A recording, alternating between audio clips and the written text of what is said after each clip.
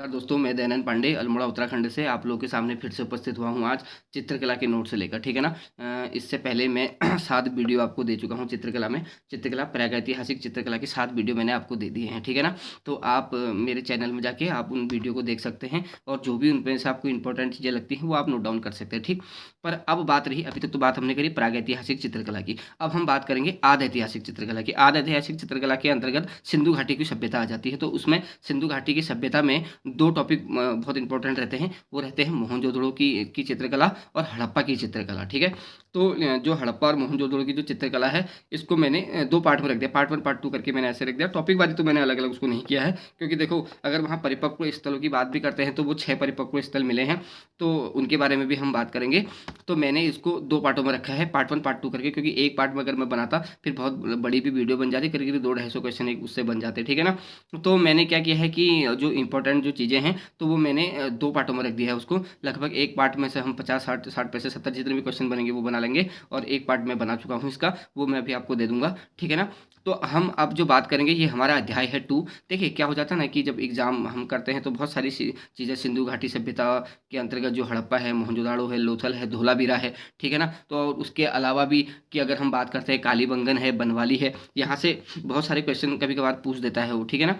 तो इसलिए ये क्या है ना, ये चित्रकला का ये बेसिक बेस मान के चलिए आप इसको, क्योंकि देखिए अगर यहाँ के बारे में पता नहीं है तो फिर बड़ा मुश्किल हो जाना है। ठीक। तो इसको इसको आप हल्के में मत लीजिएगा, इस टॉपिक को, तो इससे भी आप देख लीजिएगा। ठीक। तो जहाँ तक रही प्रागैतिहासिक चित्रकला की बात, वो मैं आपको दे चुका हूँ, जाके आप देख लीजिए, आपको सब कुछ वहाँ मिल जाएगा। साथ ही साथ एक पेपर भी आपको उसमें मिल जाएगा जो मैंने सॉल्व करवाया है। ठीक है ना। अब आती है अध्याय 2 करके मैंने इसको रखा है। इसमें 2 टॉपिक हैं, टॉपिक नहीं रखे हैं, सीधे के सीधे क्वेश्चन बनाए हैं। इसमें से जो भी आपको इंपॉर्टेंट चीज़ें लगती हैं वो आप नोट डाउन कर लीजिएगा, और आपके जो मित्र हैं, जो दोस्त हैं, उनको भी आप सेंड कर दीजिएगा। हो देखिए क्या है ना, हो सकता है कोई चीज़ कब किसके काम आ जाए ये कोई नहीं जानता। ठीक है ना। अब देखिए मैं पढ़ रहा था तो मैंने कहा चलो आप लोगों को भी दे दूँ, हो सकता है कि आप लोगों के कुछ काम आ जाए। ठीक है ना। इसीलिए आपने किसी को आप बता दें, उसको दे दें, तो हो सकता है उसके भी काम वो चीज़ें आ जाएँ। तो ठीक, चलिए आज हम बात करेंगे अध्याय 2 करके है सिंधु घाटी की सभ्यता। लगभग जो इसका कालखंड रहता है वो रहता है 2300 ईसा पूर्व से लगभग 1750 ईसा पूर्व तक इसका कालखंड रहता है।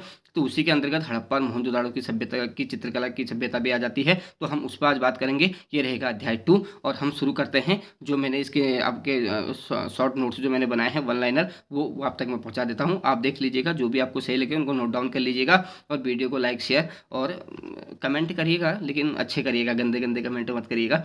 ठीक है ना। जहाँ भी गलती लगती है वहाँ खुद करेक्शन करने की कोशिश करिएगा। देखिए अगर आप किसी और पर ब्लेम लगाने से अच्छा है कि आप उसको खुद ही सही कर लें। ठीक है ना। तो आप देखो, ऐसा तो नहीं है कि देखो जिसने पढ़ाई नहीं होगा, हो सकता है कि ज़रूरी नहीं है कि गलतियाँ ना हो जाती हैं गलतियाँ, ऐसा नहीं होता है, गलतियाँ हो भी जाती हैं। पर देखो जिसने पढ़ा ही नहीं है वो क्या करता है, वो उसको तो गलतियाँ मिलेंगी नहीं, वैसे का वैसे पढ़ जाएगा वो। ठीक है ना। तो वो ध्यान दे, देखो जो भी बच्चा इसको पढ़ रहा है वो पढ़ने के बाद वो देखे कि यार ये सही है नहीं, क्योंकि देखो अगर हम किसी चीज़ की तैयारी कर रहे हैं तो फिर ऐसा तो नहीं है कि हम एक ही किताब से हम मान लें कि ये सही है। ऐसा नहीं है कि हम देखो जिसने पढ़ा है, अगर कोई भी सवाल अगर गलत आता है ना तो उसके दिमाग में चलने लग जाता है कि सवाल गलत हो गया, तो वो क्या करता है फिर किताबें छांटना शुरू कर देता है, वो उसका सही अर्थ आंसर ढूंढने में लग जाता है। ठीक है ना।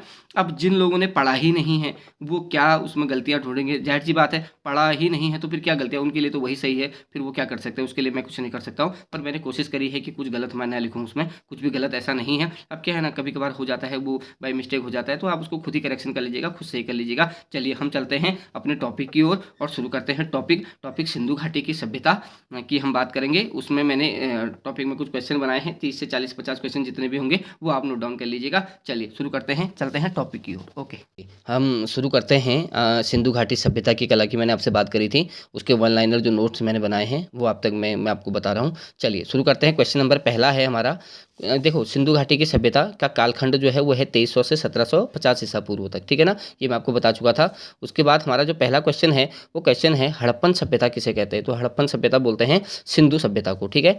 फिर है हड़प्पा का संबंध है, ये देखिए थोड़ा इंपॉर्टेंट क्वेश्चन भी हो जाता है। हड़प्पा का जो संबंध है वो है इंडस वैली से। ठीक है ना। फिर अगला क्वेश्चन है सिंधु सभ्यता की खोज किसने किसके निर्देशन में कब की गई, ठीक है ना। तो ये हैं सर जॉन मार्शल के निर्देशन में की गई थी, दयाराम साहनी और आर डी बनर्जी ने इसको किया था, ठीक है ना। फिर अगला क्वेश्चन है सेंधो सभ्यता में कितने प्रमुख नगर हैं। तो देखिए मैंने आपसे बात भी करी थी, सेंधो सभ्यता की अगर बात करेगा तो नगर इसमें 2 ही हैं, ठीक है ना, मोहनजोदड़ो और हड़प्पा। लेकिन इसमें एक चीज़ और आ जाती है जब ये बोलता है कि सेंधो सभ्यता में जो प्राप्त पूर्ण परिपक्व और प्रमाणित जो नगर थे, जो इस नगरों में जो स्थलों की संख्या थी वो जरूर 6 थी, और उसमें जो 6 आते हैं वो आते हैं आपके मोहनजोदाड़ो भी उसमें गिना जाता है, हड़प्पा भी, साथ ही साथ लोथल और चन्हूदड़ो, कालीबंगन और बनवाली, ये 6 स्थल इसमें क्या आ जाते हैं, ये परिपक्व में आ जाते हैं, ठीक है ना।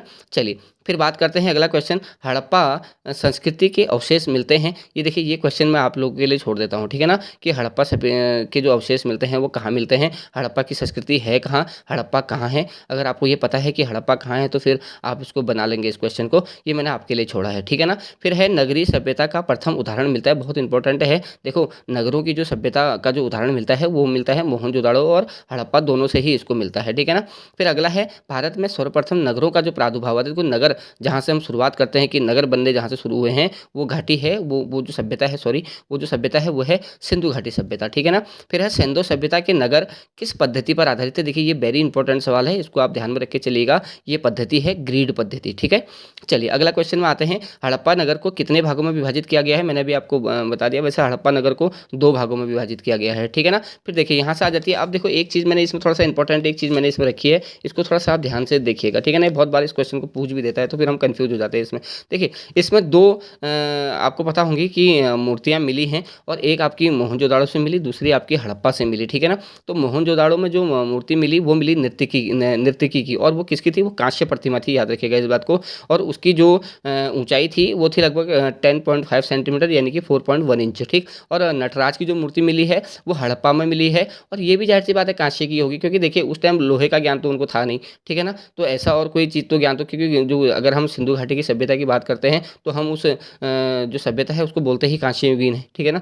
तो जो हड़प्पा की जो नटराज की मूर्ति थी वो 9.2 सेंटीमीटर यानी कि 3.7 या 8 इंच की वो मूर्ति रही थी, ठीक है ना।